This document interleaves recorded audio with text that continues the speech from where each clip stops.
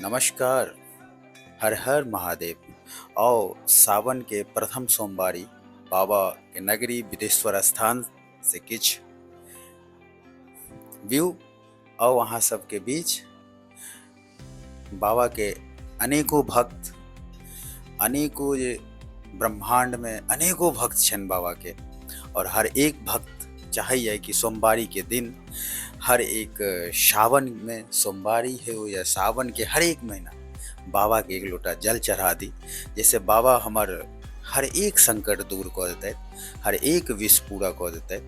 तो आओ बाबा के नगरी बिदेश्वर से किछ अहाँ के बीच वीडियो लऽ के आयल छी, और देखबे अनेकों भक्त हर एक तन मन से लागल रही छथि कि बाबा अंतर्यामी छथिन, दिगंबर। ओ हर एक अपन भक्त के विष पूरा करै छथिन। ओ अपन भक्त के कखनो दुखी नहीं देखै छथिन, और डिसिप्लिन के साथ हर एक भक्त एक लोटा जल बाबा के जरूर चढ़बै लेल कोशिश रही छन कि सावन में बाबा के मनाबी। आओ ई भीड़ देखियो बिदेश्वर स्थान से, और साथ में जे छे से ई खिलौना हर एक चीज अहाँ के याद आबैत हैत बचपन में, खास करके मिथिलांचल से छी।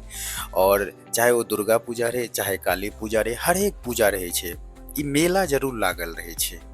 और ई गुलाब जी छियत बिदेश्वर स्थान के पांडा जी सब, और साथ में ई देखियो कते रोचक चीज, 3 मुखी बेलपत्र पे श्री राम जी के नाम लिख रहल छथि। एगो इहो भक्त छथि, अनेकों भक्त बाबा के।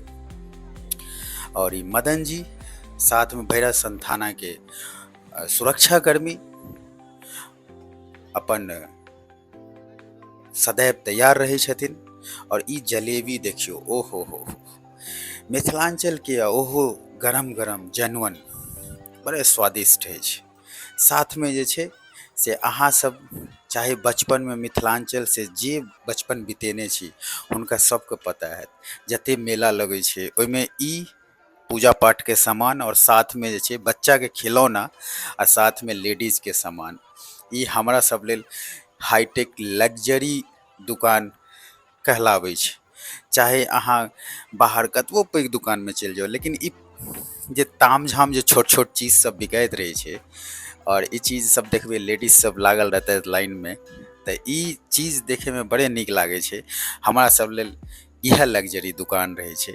और किछ वीडियो के साथ अहाँ सबके बीच छोड़ रहल छी बाबा के नगरी बिदेश्वर से। हर हर महादेव। रघुवर जूनी जैया मिथिला नगर से, सीता के कोहबर